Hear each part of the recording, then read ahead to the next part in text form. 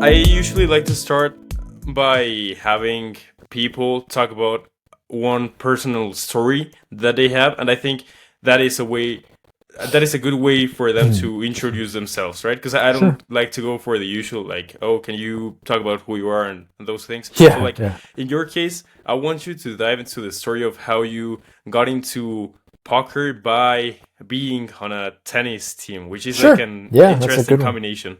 Absolutely. Yeah. So if you could just like share the story, that would be great. Yeah. So when I was in my senior year of high school, I'm 18 years old. I'm about to graduate high school, go to college, and I had been a competitive tennis player all through that time. Tennis was my focus. It was my passion. It was my life. Every day, hours on the court, and that was winding down because I was realizing that I'm not actually a good athlete, and there is no future. There is no future for me uh, in tennis. I had reached the end of what was possible, and so I did not want to go play at college tennis at some small school that would take me. I wanted to just have a regular college experience, but the competitive fire was still in me. I love to compete. I love to just play games and see who's the best. And so one of my tennis teammates one day said, "Hey, let me teach you how to play poker," and starts dealing out cards and showing me the rules and says, "Hey, we play every week at this guy's house. You should come by, bring $10." And yeah, and so I did. And I remember by the end of that first night, I didn't know the rules for most of the games that we were playing.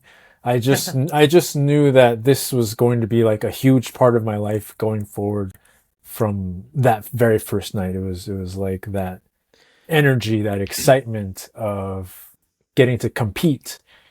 But except with my not with having to depend on my body now, just my mind, and let's see who's sharper up here, and oh, and you can win money too, which is amazing. And so I remember that first day, I broke exactly even. I started with $10 and I finished with $10, and then uh, I don't remember what happened the second day, but the third week I came, I won more than anybody else had ever won in that in that game, oh, and then I was just hooked. And then I was hooked, and I was like, this is it. And then so this was just before graduating high school, going off to college, and then so by the time I get to university, I am I'm just obsessed, and I did not have a regular. It's funny. I said I wanted to have a regular college experience. I did not. I was obsessed with playing poker anywhere I could find a place to play poker, and that's what I did for those years. Hmm. There are different things that I want to dive into, like regarding poker. Like, but still, I don't want to go like into the basic things because, like, even though I don't know a lot about poker, um, I think that like those basic things I can just like Google them and not directly ask you, Yeah. but like yeah. Um, w- what do you think was like the thing that caught you from poker compared to other things? Because like I think that yeah, doing some research, I read that you also enjoyed debates and like Hmm. things in school like that, which also involves some kind of like competition and of like pushing yourself to win. But like yeah, what was it about poker compared to other things? So like you just mentioned the physical components of like the Yeah. sports things. But like then there are also these other things that existed. Like yeah, what was it about poker that caught you? It's the money, man.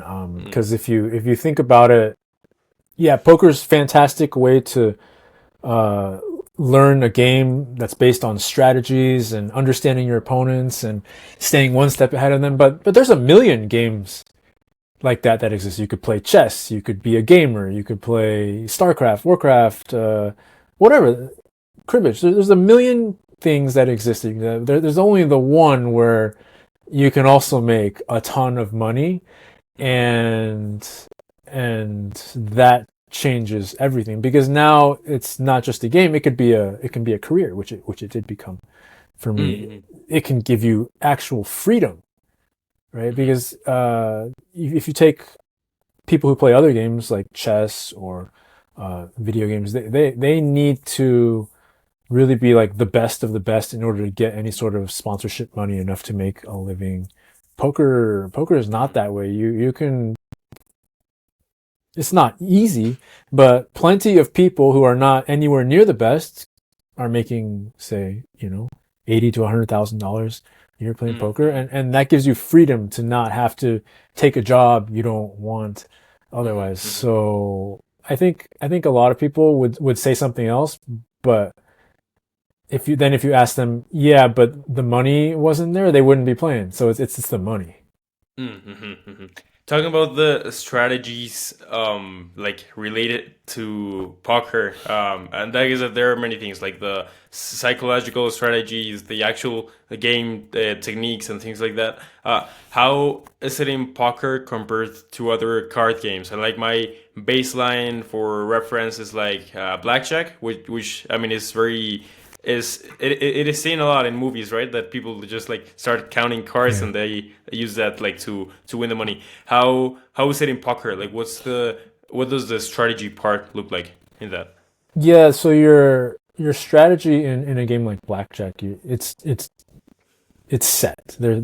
Very clearly there is a correct play, no Mm, matter what the situation is. In poker, that changes based on who you're playing against and what you imagine they know or what they're thinking or what they're feeling.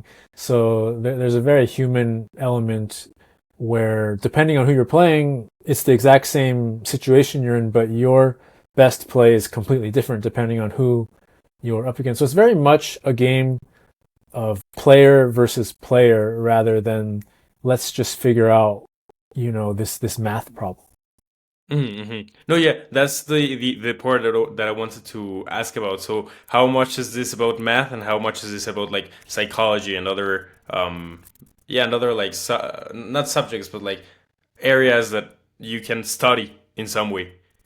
Yeah, hard to break it down in percentages, but you need to be good at all of it if you want to be successful in poker. There's a new wave of poker players that has come up in the last 10 years or so that tends to believe that if you just learn all the math and game theory and probabilities and betting strategies, that's all you need, and that entitles you to win a bunch of money. And then those guys always end up hitting a wall because they don't understand things like human empathy and how to read the room and Mm, adjust on the fly.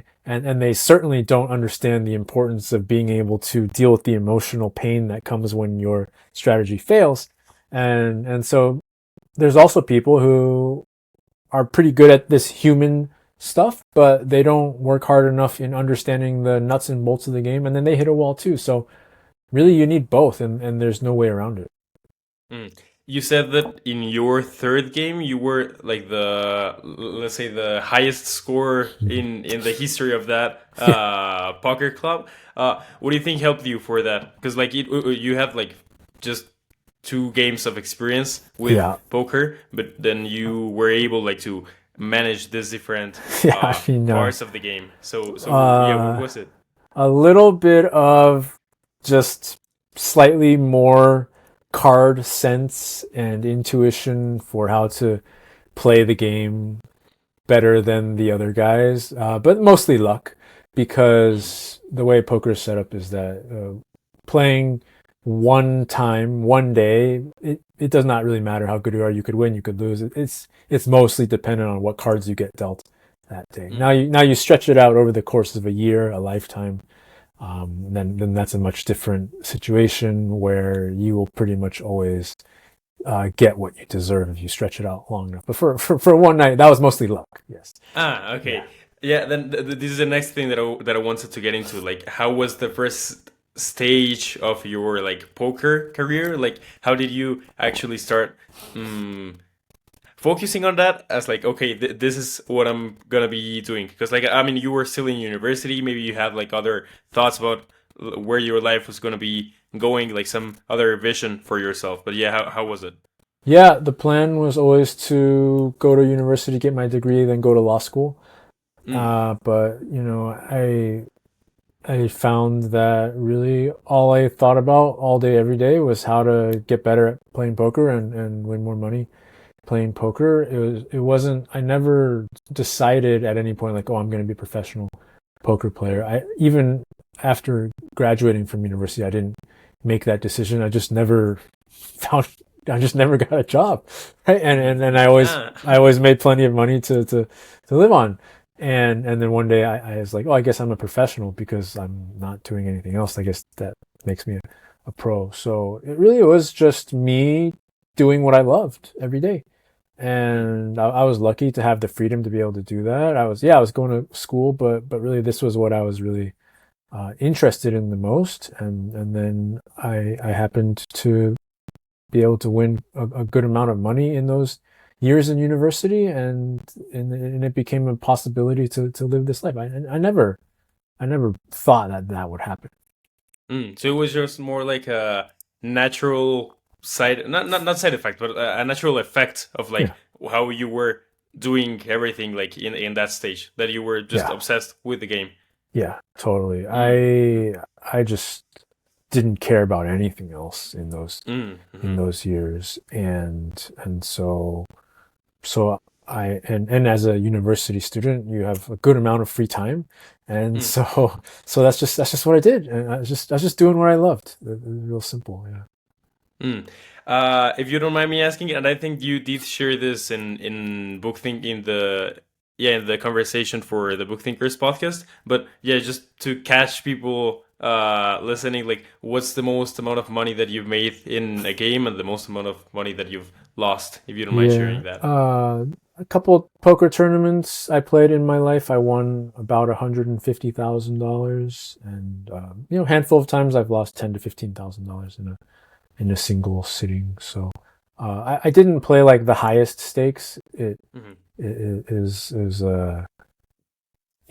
it's funny as a poker player. Now that I look back, I never actually wanted to be like the greatest, the best, Mm, the very top. Now in my coaching, I'm all about that. I mm, have that mm, passion to just keep pushing the envelope and getting better and better, and uh, really do want to be the very best at this now. But as a poker player, what interested me most was getting to play this game that was really fun, and creating a really relaxed lifestyle where I didn't have to do anything I didn't want to do. That mattered to me more than being great at poker. Now that I mm, look back mhm, at it, mhm, and so I did that, and other guys they have different goals in their poker careers. I want to make millions of dollars. I genuinely did not want to make millions of dollars a year playing poker because I understood the sacrifice that that takes, and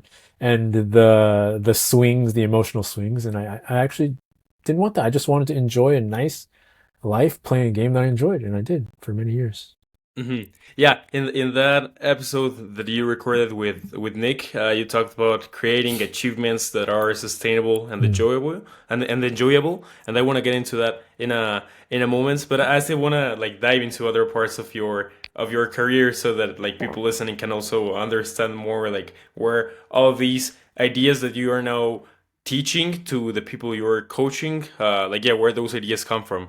And yeah, like just getting back to the to your career side, like what were some of the modalities that you enjoy the most for poker, like online poker, or like did you ever go to Vegas to play poker or things like Yeah, that? pretty much did everything. There was a good stretch where all I did was play online poker all day, every day. Hmm. And then years of that ended when the US government shut that down and then made it very difficult to play online poker. So, after that, I had some time where I didn't play any poker. And then when I started playing again, it was all in casinos, in person, Mm. and so yeah, I've been to Vegas many, many times. I've played Uh-huh. many games out there, so I've pretty much done everything. Hmm. Hmm. Where was it? Where did the government like shut that down? It was like 15 years ago, and there was a man who wanted to run for president, and he was running it on a very conservative Christian platform, one of which was anti-gambling. So he Mm, slipped a condition into a port security bill that made it illegal to process payments for online poker or online gambling in general, poker included. And then that bill passed because that bill had nothing to do with online gaming. He slipped it in there, and the bill passed. And then it took a couple of years, but then one day we all woke up, and all the sites that we played on wouldn't let us log in anymore. It mm, was called Black Friday. It was a Friday, I believe, in April of 2010. It was many, many, many years ago. Yeah, but mm. very, very big day in online poker. Mm. So you've talked about how like poker for you has not been like the path to try to achieve like the pinnacle of success in some way or anything. It has been more of a way for you to create a lifestyle that creates like that freedom and like peace in some way, right? When this happened, did you have any concerns about like, okay, these method that I used for like creating this freedom for myself is no longer available. It'll be a little more difficult right now, or I'll have less freedom than I used to have. Like, was that a concern at all? Looking back, not really, because I was already kind of burned out on poker at the time, and kind of interested in seeing what else I might do in life. And I had money saved up so I could live for years off of, Mm, and so I wasn't super worried. And I always knew that if I needed to play again, I could go back and play in the casinos, which I did later. mm, and mm, and so it wasn't for me like this death blow like it was for a lot of my friends. And mm, um it was just, I felt more like I was watching it happen than having it happen to me, even though I did have some money mm, get mm, mm, confiscated. But yeah, for me, I was already kind of tired of living in the online poker lifestyle of just being at home on a computer all day, and I was already mm, interested mm, in something else, so it was fine. mm. Did this also lead to your transition from like playing poker to coaching poker players? So how was that? I actually always coached poker players, even when I was playing online. I was coaching them more on the technical strategy side of the game, but always found that I just loved teaching and coaching in general. And then quite often the conversations would stray away from the technical side of the game into, hey, I'm having a hard time, or like, hey, how come I'm not executing this strategy even though we've talked about it? And so it would come back to these mental, inner game principles, even all the way back then. And then when I started playing in casinos again, I started coaching some friends and staking them, and then we would have these conversations as well. And then so eventually I realized that, it doesn't matter how much you know if you can't implement it and execute it when the pressure's on, when you're feeling all the fear and, you know, energy, and you want something so bad and you don't know if you're going to get it. If you can't execute your strategy in that moment, then it doesn't matter at all. You might as well not know it. And then so eventually I wrote my first book, Poker with Presence, on that exact topic. And a lot of people, when they read it, reached out to me and said, hey, will you coach me on this? And not too long, I think it was like within a month, I was like, hey, I could pretty much never play poker again if I wanted to. And I was like, you know what? I'm getting older. That seems pretty cool. So let's try it. Mm, And now here we are. So it's again mm, just a really organic process. I wrote that first book. I wasn't like, okay, I'm gonna try and build this coaching business and then try to become like the best coach out there. I was just like, I got some stuff I know that's helped me, and I like to write, so let's just do that and see what happens. mm, And then pretty quickly realized a lot more people suffer from these things than I thought. mm, mm. Yeah. And I think that it also like you probably like know a lot more about this than I do, but I think that you might have been coaching people that use this not only for poker but also for like their lives in general. Because like when you were talking about having to deal with pressure and using that to then be able to use like the actual technique or strategy or whatever, like that applies in general for many things. If you were maybe like in a conflict or a problem with a friend or with a group of people, like the emotional management part Yeah. is like really relevant. And I think that that's something that many people can learn through poker or through other like games or yeah, like other pursuits. And then like make that a universal way for operating in their lives. Has that been something that like your clients have used or that they have benefited from? Yeah, absolutely. That's all we do, honestly. I rarely talk about, okay, if you're, with a client now, I rarely talk about, okay, what do you do at the table? Because it's all the same, poker life. Doesn't matter how you deal with pressure and fear and doubt and anxiety and stress. That's how you deal with it, period. It's not like you're gonna deal with it one way Mm-hmm. here and another way Mm-hmm. here. Mm-hmm. And so yeah, I've most of my clients are poker players because that's just the world that I have been in my whole life, and um, that's just how things are. But I've also worked plenty with business founders, CEOs, athletes. It's all the same, and the skills are the same. It's like, how do you have difficult conversations, right? How do you have Mm-hmm. difficult conversations, whether it's with yourself about something you need to acknowledge that is going on, or with somebody else that until you acknowledge it, until you have that difficult conversation in a way that's healthy, you're going to keep struggling. So that's the Mm-hmm. skill. And so whether it's the conversation with yourself or with somebody else that you care about, I gotta teach people how to do that in a way that's healthy and constructive. And so whether it's poker, business, sports, I don't care. I'm just interested in helping people who want to learn these things. And then my by far what happens now is people will quite often tell me that at the end of working together, they'll bring me a note from their spouse, usually their wife, because it's usually men. Poker's mostly Mm-hmm. men. Usually from Mm-hmm. their wife saying, "Yeah, my wife says thanks for all that you've done because our relationship is much better now. Our home life is much improved." And that's what happens when you prioritize learning how to be present with your emotions and expressing yourself clearly and honestly. Mm. I think that's an interesting highlight from what you have done because many times I think that's like at least in the Western world, I think that maybe even like universal, but like from my experience that I can talk from like another culture, like the Mexican culture, and that you're from the U.S. Like I think that it's universal that poker is not it's not it's many times not like mm, the yeah you wouldn't hear people saying like, oh, you gotta play poker to become a better person or anything like that. It's Yeah. usually like a taboo uh topic that is like seen as something negative, but Yeah.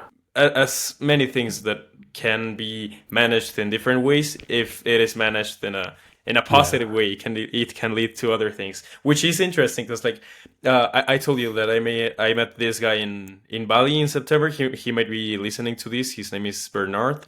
And from him I like this world of poker opened up for me as a yeah something that exists in general because he shared with me like how he was doing like some coaching programs or how some of his friends were doing like coaching programs and then going to therapy as well, Yeah. doing a lot of meditation, exercise, focusing a lot on their habits and their relationships, and that stress management helped them for their game.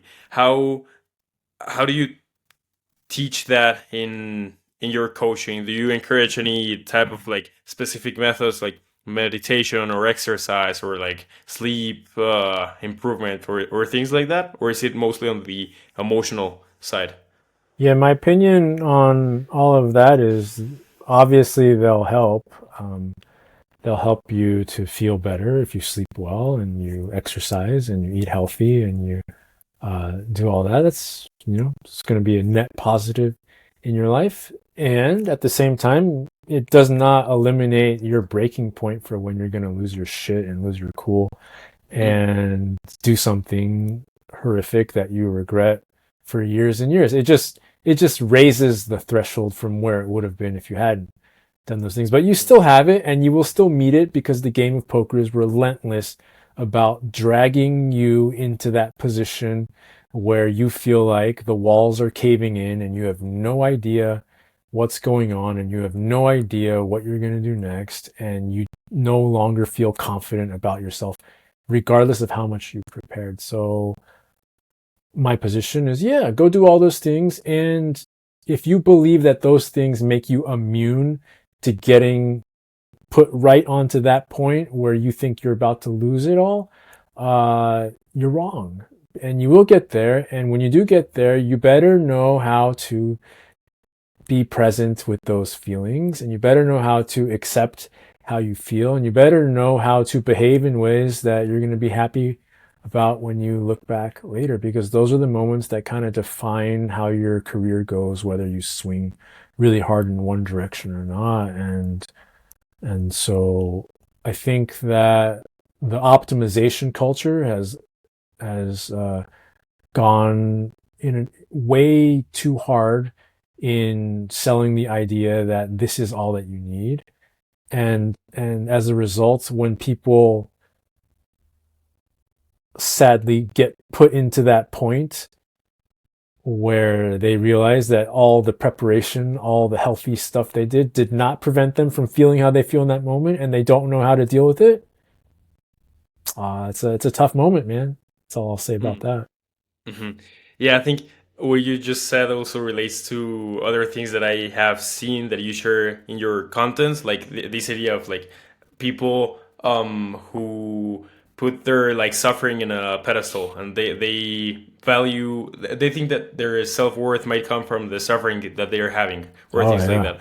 And I want to get into that in a moment. But just like to start getting into those ideas, what do you think is like a way or fr- a mental framework from which people can start their poker path if anyone wants to get into that, whether it's for the money or just for learning to manage stress or for the fun of it? Like, what do you think is like a good way to a good starting point, not to go into the miserable path, which is something that I also want to get into. yeah. But yeah. Are you saying like if somebody hasn't played much poker before and wants to become interested in it, is that the question? Sure. Yeah, yeah, yeah. Yeah, yeah. I would say, you know, the things that make us fall in love with the game are the parts where you get to kind of just figure out what's happening as it's happening and then trust your own instincts. So I would say that's the big thing I would tell to anybody, well, anybody in life also who wants a better life is learn to tell the difference between you talking yourself into doing something because you think you should or because other people think that you should versus something that you genuinely feel excited for and want to do and want to try. And always you'll find that when you're trusting your gut, you don't do stuff that later you're like, I wish I hadn't done that because you're trusting your gut. If you're trusting your gut, that means you're present in the moment. You're able to recognize, wow, this feels right. I want to do this. And even if it goes wrong, you still trusted yourself. That was you doing it. But when you do it the other way and you try and like live up to somebody else's expectations or do what you think the book says you should do, even when you get a result that's good, you still kind of feel a little icky about it. Like, I didn't really deserve it. Like, I didn't do anything. I was just following the rules. Mm, I still feel it feels like a hollow victory. Those are the words that you'll hear from people who didn't trust their instincts and even the successful results don't satisfy them. Hmm. That's an interesting topic that I have heard a lot about in the like spirituality world, like the intuition, like ideas on intuition and on how to tap into that. But it's interesting that you, with experience in poker, also talk about these ideas, which are something that you have benefited from. What I think that intuition might be something that is sometimes like difficult to understand because it's sometimes not very easy to define, right? Like what intuition is. But yeah, like how do you define it and how do you train tapping into intuition? Yeah, my the way I speak of it is not about like I think this is going to happen, right? It's like Mm-hmm. I think this is going to happen, so I'm going to do it. It's not like that. It's more just getting yourself into a present state in total acceptance of your inner emotions of the external situation happening around you, and then noticing if there's a course of action that you're kind of drawn toward, and being ready to face whatever emotions arise from taking the leap and making that decision, whatever consequences might come from that, and trusting yourself to do it and have a good time. And I think that's just like this really lost art in the world now. Everybody so obsessed with doing it right and getting the right answer and doing it in a way that looks good, and nobody's really just listening to what feels right, and nobody's really armed with the ability anymore to be okay feeling the pain and discomfort of trusting those instincts and then having it go wrong. And so now what we've got both in poker and business and everywhere else in the world is a bunch of people just running around imitating what they think is right instead of kind of just going for what genuinely inspires them. And that's a problem because that stifles human creativity, which means there's less innovation. Everybody's just doing the same thing. Hmm. How do you think this relates to like the relationship between self-worth and like feeling bad, which is something that I have seen that you talk about? Yeah. Because like you might be, let's say that someone follows what they think their intuition is and they do something, they mess up, and then like everything's like Yeah. in a not ideal situation, right? And so they might be like feeling bad because of that and trying to motivate themselves out of that situation with that fuel of like, okay, I'm being miserable right now. I'm feeling bad. But that's in some way like not accepting, or that is like denying that you like had the responsibility for following that intuition. Like, does that make sense? Like that part of how someone might make a decision because of their intuition, but then not embrace the failure and even do something that might seem like embracing their failure, which is like using that as motivation, but that is really just trying to escape that. So yeah, how do you? What are your thoughts on that? Yeah, two. I think you hit on two things that I really think are true. One is that there's a lot of people who, if they make a leap and they trust themselves and then it doesn't go how they want, they don't have the foundation laid of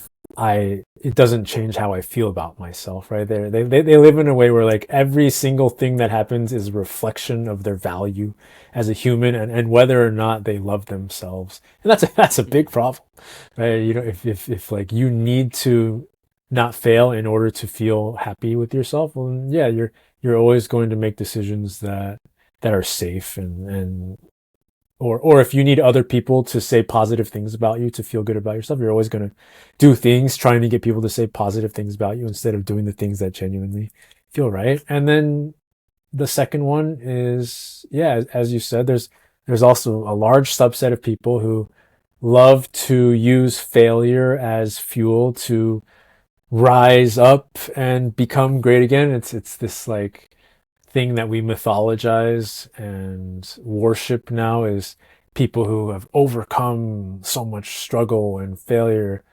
and that's what gets me up in the morning because I never want to feel that again. Well, it's like, well, okay, I'm not saying that doesn't work in terms of getting you to become productive and perform well. What I will say is if that's how you do it, you always need to fail. Hmm. You can't just keep building on successes and keep having a good time and succeeding. You have to keep finding ways to blunder and screw up so that you can get motivated to work again. And my whole thing is, well, that's not really necessary. Hmm. What's the what are the categories of motivation that you do encourage? Celebrating always, right? So celebrating, meaning in my world, celebrating means just always acknowledging what is happening and being present with the emotions that come. Because when you can do that, then you don't actually have any problems. So even if you do something and you get the worst possible outcome, okay, I played this hand and I lost all my money. Okay, that happened. I did that and this is how I feel. And you actually let yourself just have that experience.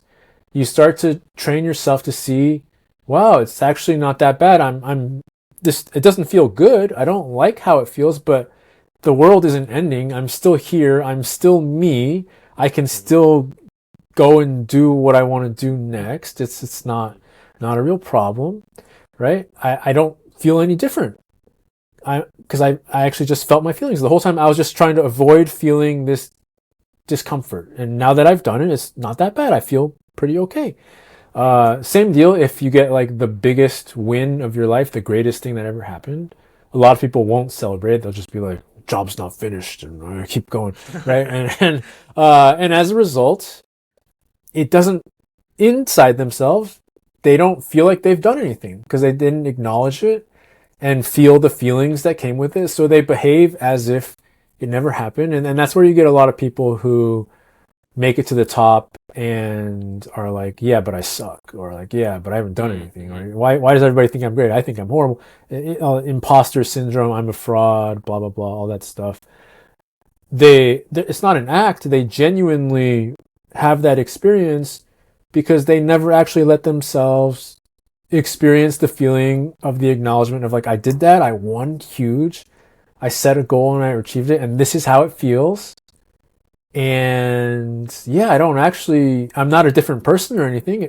I like how this one feels, but in either scenario, the only thing that matters is can you just be with the feeling and accept that it's happening? If you do, it goes in and you can move forward. If you don't, you'll keep just like feeling like something's wrong and you're not doing it right. And that's not a nice life to live. Hmm.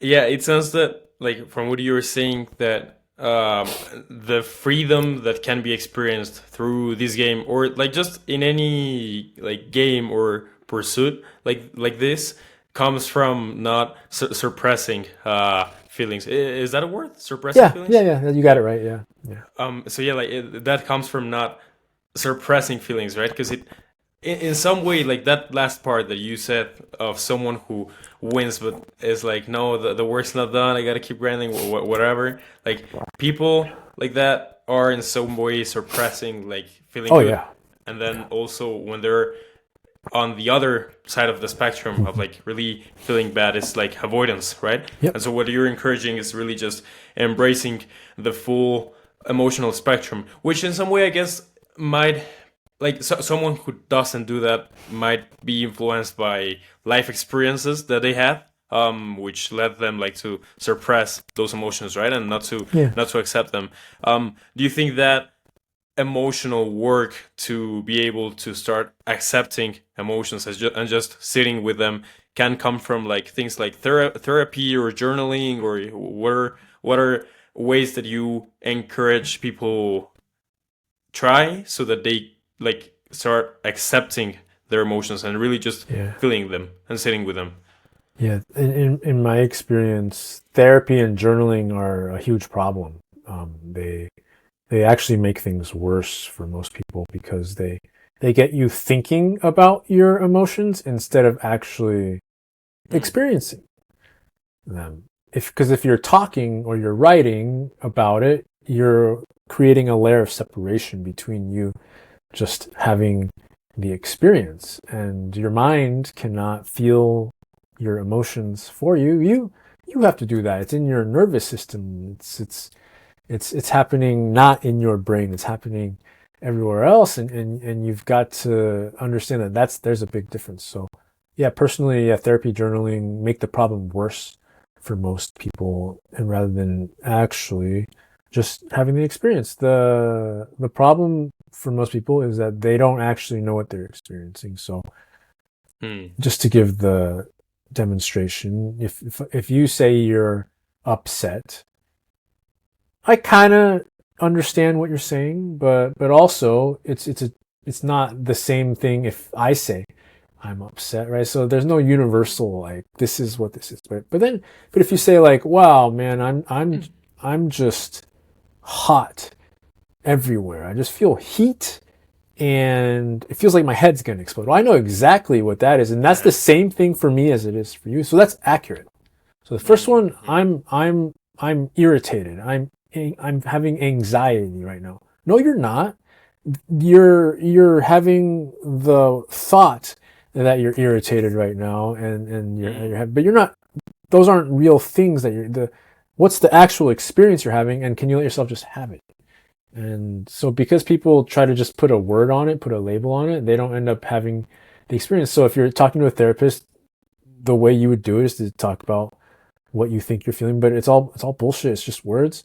And in all that time, you could take 1/10 of the time and actually just have the experience instead, and then accept it, and you wouldn't need to talk about it anymore. And you Mm-hmm. could go on and go have fun living a life that you enjoy instead of always talking about your feelings. Same with journaling.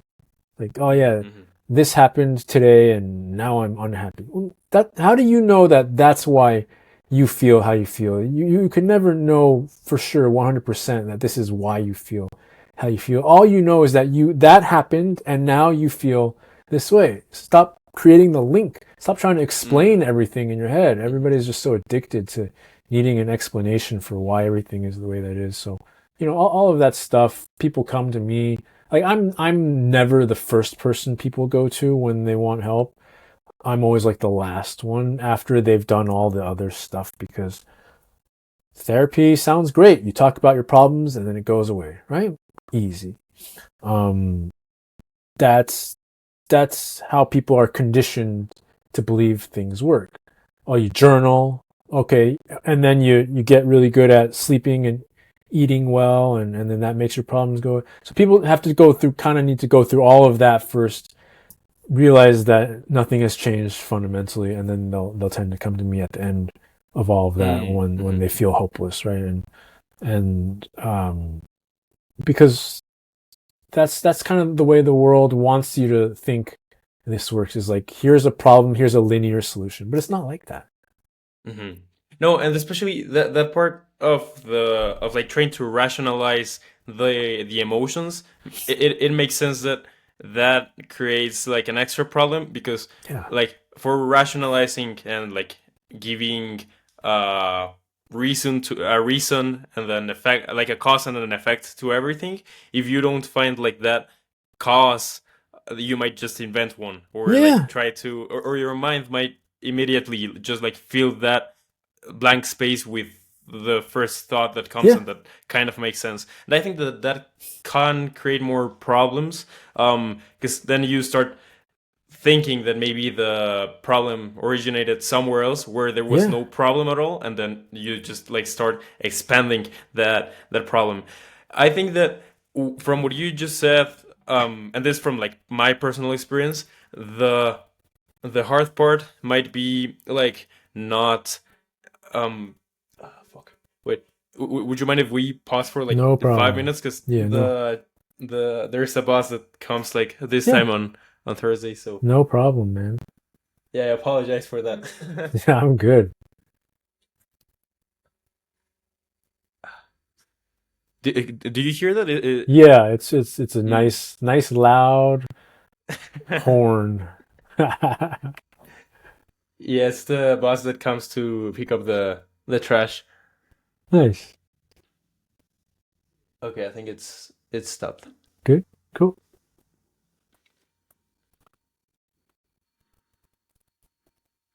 Okay, yeah, we'll just ignore it. Yeah. Cool. Sure, Yeah. but Whatever you want to do. yeah, sure. It might start again like in 5 minutes. But when it does, we'll just like pause again and Yeah. it'll go Yeah. away. Yeah. So Sounds yeah, good. thanks. But yeah, for like from my personal experience, I think that a problem with just trying to feel the emotion and like let it stay in that moment. So let's say like if you imagine a timeline and and you think that in this point of the timeline, like I felt this emotion, what happens when you rationalize it is that you expand the like how much that point stays in that timeline, right? Yeah. But what you're saying is that like just accepting the emotion and being present with it lets it stay in that point and just like stay there, and then Yeah. you keep going on with your life. It might be like an effect of having the mental habit of trying to rationalize it, or an effect of mm, identifying yourself with the emotion, Yeah. that it is difficult, like just to let it stay in that point of the timeline. And with this, where I'm going to is where, yeah, do you think that like identifying yourself with an emotion or like letting it define you in some way is a problem as well? Like feeling sad and defining that as your temporary identity. I'm not sure if you read anything by Eckhart Tolle, Yeah. but he talks about this in his books. So yeah, what are your thoughts on that? Yeah. Well, because again, defining it is just a word, right? And then when you start talking about it, you're not actually being it. See, you're not actually sad. You're having some kind of visceral experience that you call sad. So Hmm. just have that. Let yourself experience that because that's the only thing that's actually happening right now. Everything else is just you coming up with things from the past or things from the future to not have the experience you're having right now, to not accept that it's happening right now. And then that's what creates the problem. That's what creates the discontent and the inability to move forward effectively. Yeah. So yeah, a lot of people they'll do this thing where they'll be like, okay, yeah, I have depression. No, no, you don't. Like I'm not saying you don't feel bad. I agree that you feel bad, but you don't have depression because that's not a thing, right? It's what's tell me the experience that you are calling that, and do you actually let yourself be with that feeling? Probably not, because you're too busy telling everybody that you have depression, right? Hmm. And so that's kind of the difference. Hmm. How do you, yeah, what are your thoughts on how someone can just start to let go of the emotions by embracing them? Because I think that Yeah. one problem that might come is that someone might experience some unpleasant emotion or some like negative emotion, and maybe they start to embrace it or to just sit with it. But then if that's a very frequent emotion, they might start like getting tired of it, and then from that like tiredness, they might have like this resistance to it, right? Yeah. Yeah, when something like that happens, what do you think the not necessarily the solution, but like what do you think a right approach for it is? In general, these people when they have these kind of heavier experiences, they become unwilling to feel good at a certain point and feel ease and have a good time. And that essentially shuts the door on them ever finding their way to that. So one of the big things that I always ask people when they're having a difficult time is I know that you're having this hard time right now, but would it be all right if you didn't, like if all of a sudden you started feeling better, would that be okay? You'd be amazed how many people are like, no. Hmm. And it's like, okay, well then you're getting exactly what you want. So we got nothing left to talk about, Hmm. right? So you have to conceptually decide that I know I'm as far away from feeling like happy and light and and all the things that I want to feel. I couldn't be further away from that. But if it somehow were to start happening, I'm more interested in that than more of this. So many people won't admit it, but they're addicted to the dark, heavy feelings because it gives them something to talk about, and it gives them Mm-hmm. something to tell people, and it gives them something to feel special and important, of like, look at me, look how much I suffer. And they don't want that to go away. And so any opportunities that show up to experience anything different, they reject. Mm-hmm. Mm-hmm. Yeah, I think it even provides like some sense of certainty, right? Yeah. Like that's something you might be certain of about your life compared to a situation where you are experiencing some other emotional state that you cannot even imagine, that you cannot even like imagine again Yeah. feeling happy, or if you imagine that, it doesn't feel as natural as the way that you're feeling, and so that might create some uncertainty, which is like which can create fear, right? Yeah. And anxiety and things like this, which like your body even wants to protect you from that. I think that sometime I read that like people who experience this type of emotions a lot and start to like create an identity around them, Yeah. like their neural pathways also start like to just try to keep those going because Yeah. it's the way that their body is used to operating, right? Yeah. And so it's like it's in some way a survival mechanism. Yeah. And then you behave accordingly. And so from the inside, because I lived like this in my 20s, I was quite unhappy and not open to the concept of feeling good and happy. I was very committed to the bit of like, yeah, life's hard and poker's miserable. Poker's making me miserable now. I don't like it anymore. And, you know, why do I have to feel this way all the time? I did this. Uh, Conceptually, very opposed to the idea that, if I started feeling better and purposeful and happy, would that be all right? I would have been like, no, because this is what life is. So if you really, that's what you're committed to, you will always behave accordingly and shut out any voices or opportunities that present themselves to have a different experience. Mm-hmm. So then you're really just getting exactly what you're asking for. Mm-hmm. Yeah. Then in your content, you also talk about when winning barely feels good, and when like losing really um, gives you some purpose in some way. And of course, you talk about this like in the topic of poker. But I think that that's also something that might happen in like life in people's lives in many ways. Like maybe they have like great relationships, or they have relationships, and then when everything's going like right with their friends, with their family, with their partners, whatever, it just feels like barely good. But then when something is not going right, it is like a very big event that like might provide some not meaning but some significance to that situation. I would like you to just dive into this and like how that can be changed so that like winning actually feels good Yeah. for people, and whether it's in poker or in relationships or in like Yeah. business or whatever. Yeah, it's a lot of what we've talked about already. It's very cultural. People are we're taught early on in age to not don't feel so good about yourself just because you got a A on the test, right? Don't be telling everybody how happy you are because you won the game today, right? Or you scored the winning basket. Don't brag, right?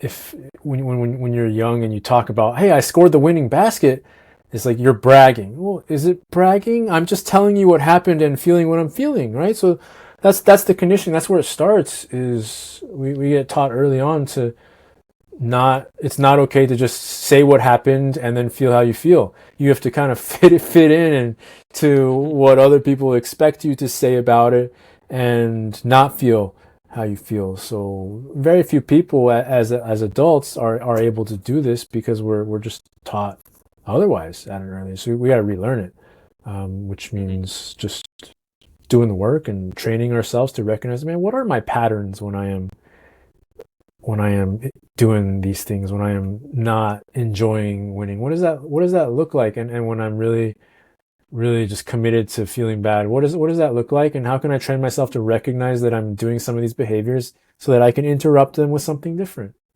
Mm. Which that different thing is almost always just accepting the feelings that I'm having and acknowledging what I've done, acknowledging what's happened, and seeing that, hey, it's all okay.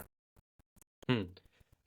Um, Regarding winning, I think that one other problem might be that this might have to do with cultural conditioning, but then that when you win, you might be, let's say that you have like a great streak of like winning, and then you might be afraid of losing because like that means that the streak that you have built is, yeah, like that path that you're having will change, right? And that might be something that you want to avoid. And so that might make people like try not to embrace a lot of the feelings of when they're winning.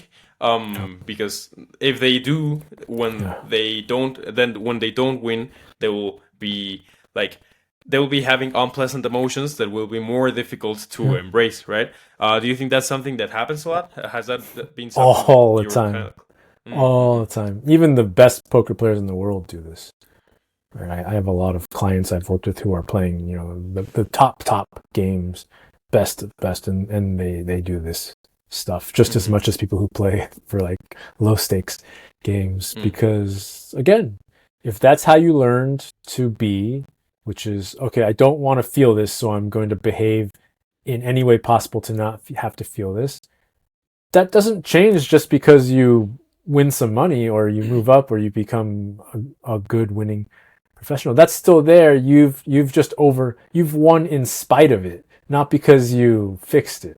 And Mm-hmm. and so yeah, that's the work, right? And it's really amazing how far people can go without having to deal with this. But the further they go, the more of a burden all of their success becomes, because the more they win, the worse they feel. Mm-hmm. Mm-hmm. And they keep thinking that there's a certain point where it will flip, where I just haven't won enough to where it will make me feel good. So I'm just going to keep enduring this unsatisfied feeling. Hmm. How do you start to change that conditioning or that belief? Because it's at the end of the day, it's just a belief that like if you keep winning, even if you're the best of the best, if you keep winning and become the actual best or the Yeah. best in history or whatever, like that will solve your emotional problems. How do Yeah. you make that shift? I think most people just kind of hit rock bottom. I think that's just how it's Mm-hmm. like, because I can't convince you to change your belief about this. Somebody has to kind of come to that realization themselves. It's always a different moment for everybody, but they eventually come to the realization of, oh, wait a minute, I think I've been wrong about this, and now I'm gonna, get some help. So that first piece, I can't convince anybody. Mm-hmm. That's not my job. My job is when they are convinced, and if they want some help, I'm around. Mm-hmm. Have you had any clients who like have gone through this process and who were having these beliefs about the poker game, but also about things in their life? Maybe they had like a great um business venture or whatever, or they were like also doing great in gardening because they enjoyed a lot gardening or things like that. Like people who were experiencing this exact problem both in poker and in their lives, and then who started changing that. Like, has Yeah, that happened to you with a yeah, client? of course. It's because it's just poker just shows you who you are. It doesn't change who you are. It just shows you who you are. Mm-hmm. And so we can work it in either direction. We can talk about your issues at the poker table, and then without talking about it at all, different stuff in your life will improve. I've had people tell me that they like quit smoking, and I didn't even know they smoked because we never talked about it. And then on the other hand, I've had people I worked with who we didn't talk about poker at all. We just talked about stuff happening in their personal lives, and then they would tell me randomly, "Hey, I'm playing better poker than I ever have before." So you Mm-hmm. can work it in either direction. It's all the same. That's always how it has been. That's always how it will be because there's no difference between I'm this way when I play poker and then but I'm not like this here. All of your stuff comes out under stress in the same way. It doesn't matter where you are. Mhm. So, like, just one final question about like to wrap this up before we dive into the last questions I usually ask my guests. But to make this more practical and concise for people listening, what do you think is like the not necessarily the action step that they should take, but like the takeaway that they should take out of from this episode, which I think has to do a lot with presence and accepting emotions, just Yeah. sitting with them. But yeah, like what do you say like to wrap up these ideas? It's two things. One, it's funny. I never say sit with them because that implies you have to like the only way you can be present with your feelings to like sit with your eyes closed, like in a meditative position. Yeah. So I never use that phrase. It's Mhm. be with them, which means if right here as I'm talking to you with my eyes open, my mouth moving, I am here with all of the feelings that are happening. So learn to be accurate about what the experience you're having is. Learn to accept that is what's happening, and then most importantly, you've got to decide if you really want the big benefits and transformation. You've got to decide this is the most important thing you have going on for you, because you'll see that without this, nothing really feels how it wants to feel. It always feels like you could be doing more. It always feels like Mm. something's a little bit off. But when you really gain some mastery over this, no matter what happens, you're at peace. And Mhm. that's when you become the best version of yourself. That's when you become the highest performing, most productive version of yourself, which is what everybody wants. Mhm. But everybody's getting the order wrong. So prioritize it and go. Yeah, the actual productivity and performance work starts with the inner work, right? Yeah. Which It, allows you it is like not to. hard to be productive. It's not hard to be productive when you feel okay no matter what. Everything Mhm. just gets done. It's amazing. Sure. Just one more topic before the last questions, which is something that I wanted to ask earlier, but that I just remembered. Um, I think that one like some of these ideas might align and some might contradict the philosophy of Stoicism, which is something that has become more popular over the last years, right? And so, like, one idea that might align with that philosophy is that of like just trying to stay, and correct me if I'm like thinking about this in a different way, but like to stay calm in some way with your emotions, like not to run away from them. But then you also have these other ideas that might contradict the philosophy in some way, which is that people glorify suffering, right?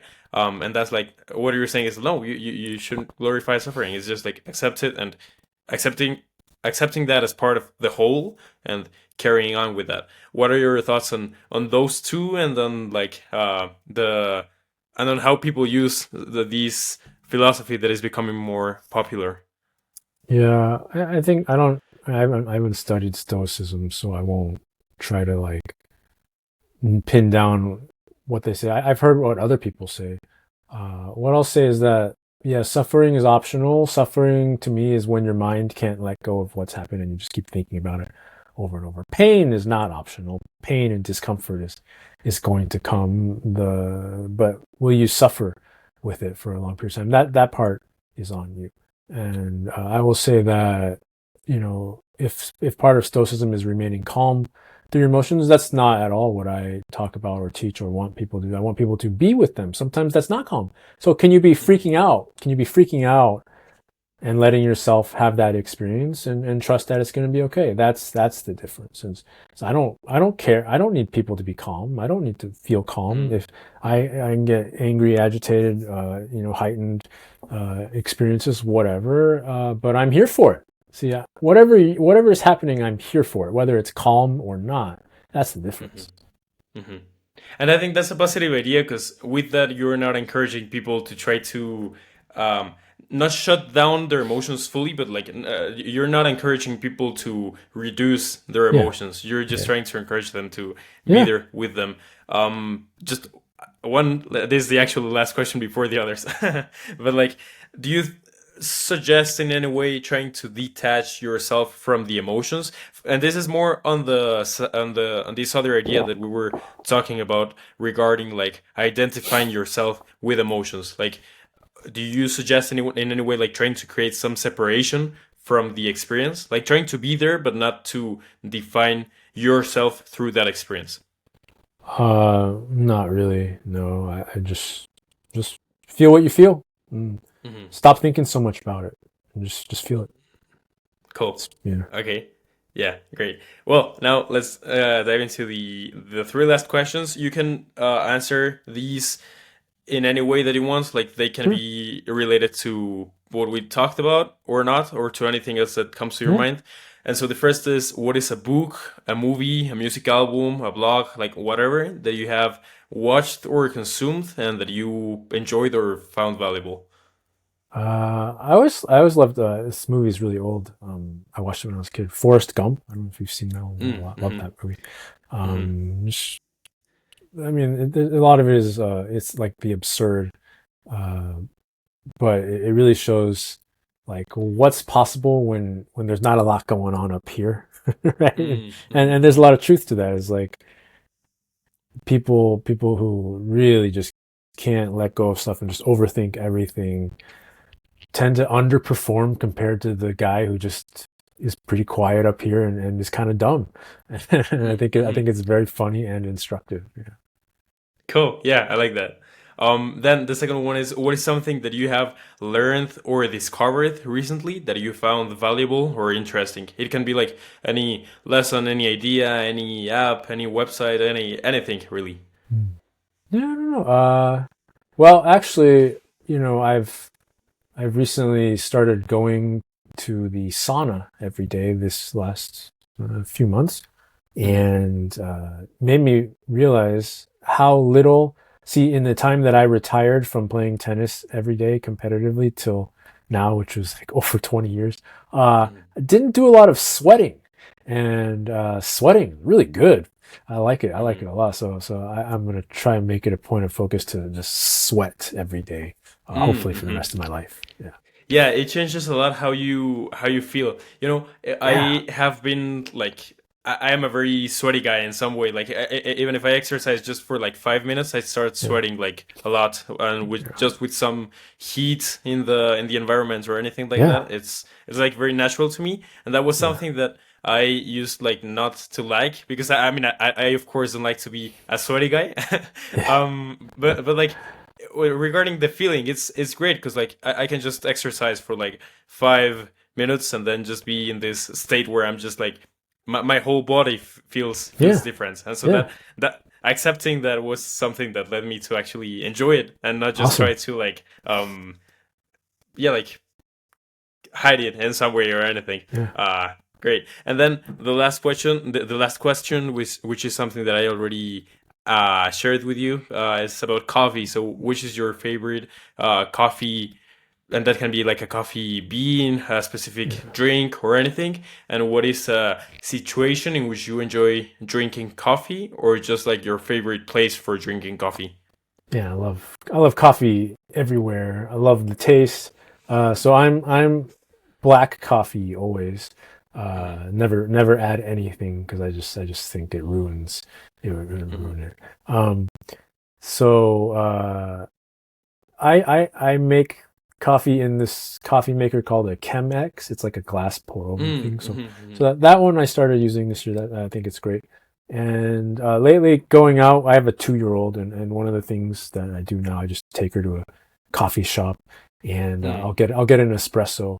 Now I didn't used to drink espresso, but now I'll drink it because it's faster, and she Mm-hmm. doesn't want to be in a coffee shop for that long. So now I really like espresso. But I'm finding I really like it when they do the longer pull. So there's like a little more liquid than just like the super dense Mm-hmm. One I like is a little bit longer. It's a little bit sweeter. It's kind of like drinking syrup. I really like that. So Mm-hmm. strong recommendation if you like black coffee. Ask for like an espresso, but a long pull, and it's not like as bitter as the traditional shot. Mm-hmm. Yeah, Mm-hmm. Yeah, because that's why many people don't like espressos because like yeah, it's a very strong yeah. drink which you gotta have some not preparation for it, but like you You get gotta used at to it. Yeah, least you gotta get like used to coffee. it. Yeah, yeah, Yeah, yeah, yeah. yeah. But yeah, like someone who drinks coffee with a lot of sugar or things like that will not like espressos at all.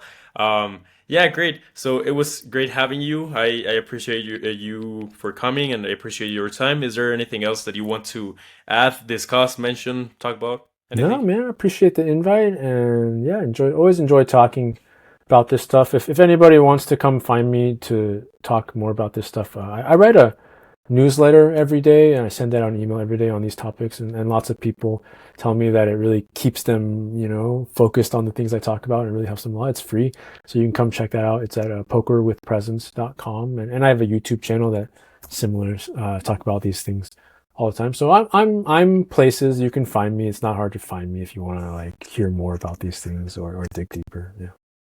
Cool. Yeah, I'll add those links to the description of the episode so that people can look into that. And just one more question so that if someone listening wants some coaching or whatever, you do coaching for like many kinds of people, not necessarily poker players, right? It's Yeah. more about how fit they are for for the ideas that you share, not necessarily Yeah. about Yeah. what If you do.